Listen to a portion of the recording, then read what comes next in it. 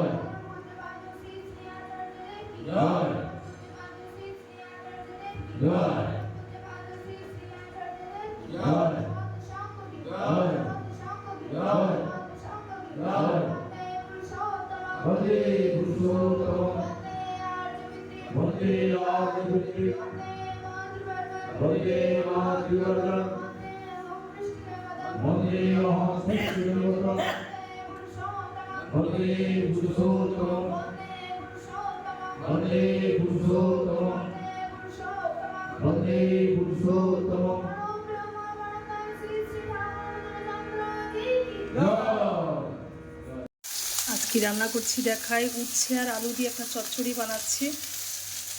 কচুর দম বানাবো, কচুটাকে সেদ্ধ করে নিয়েছি। আর মাশরুম রান্না করব। মাশরুমটাকে কেটে ধুয়ে সমস্ত গুঁড়ো মশলা দিয়ে ম্যারিনেট করে রেখেছি। লঙ্কা গুঁড়ো, হলুদ গুঁড়ো, জিরে গুঁড়ো, ধনে গুঁড়ো, একটু লবণ, হলুদ, সর্ষের তেল আর একটু মিষ্টি দিয়ে মেখে রেখেছি।